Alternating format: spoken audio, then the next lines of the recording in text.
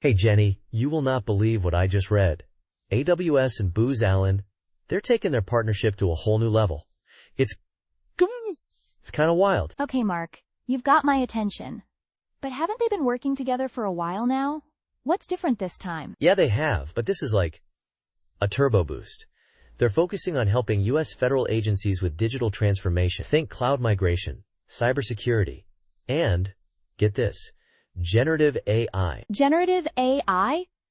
That's the stuff that can create new content, right? Like text and images and such? Exactly. And for federal agencies, that's huge. Imagine streamlining operations, automating tasks. It's like something out of a sci-fi movie, but it's happening now. Okay, I'm intrigued. But how does this really impact these agencies? I mean, what's the practical application here? So let's break it down. First off, cloud migration.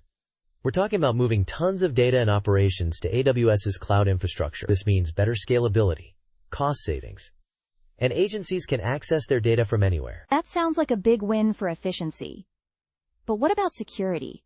These agencies handle sensitive information, right? Right, and that's where the enhanced cybersecurity comes in. They're talking about zero-trust architectures.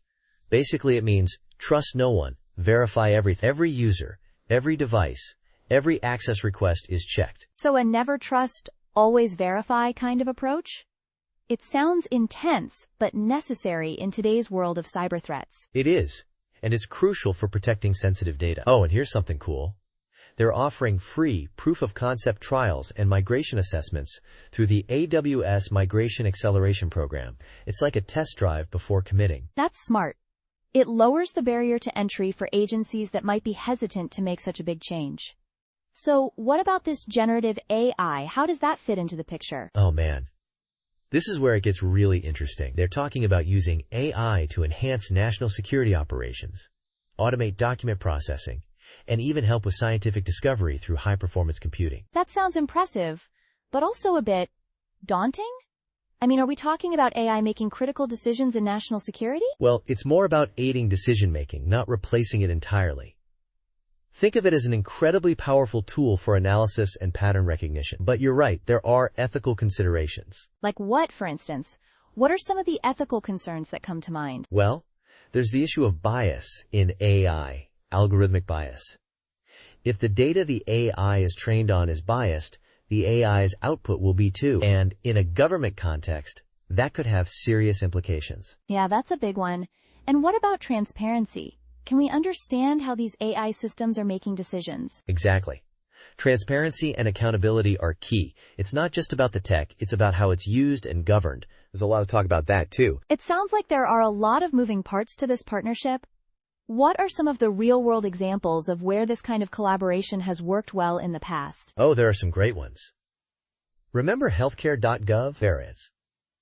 AWS and Booz Allen worked together to make sure that site could handle huge amounts of traffic during enrollment periods. And there's USAspending.gov, where they improved data visualization to make federal spending data more accessible to the public. Those are great examples. It really shows the potential impact when these technologies are implemented effectively.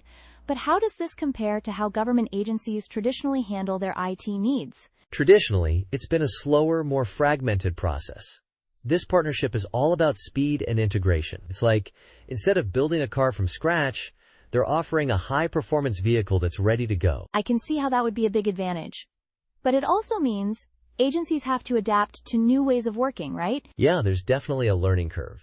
But that's where training and workforce development come in. They need to make sure agency staff are equipped to handle these new technologies. So looking ahead, what are your thoughts on the future of this partnership?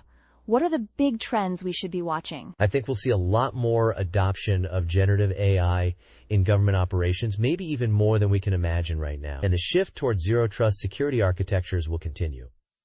It's all about enhancing efficiency and security in the digital age. It's like we're watching a new era of digital government unfold right before our eyes.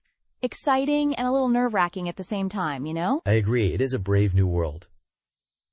Well, Jenny, as always, it has been a blast exploring this topic with you. I can't wait to see what develops next. Same here, Mark. It's always fascinating to dive into these technological advancements and think about their impact. Until next time.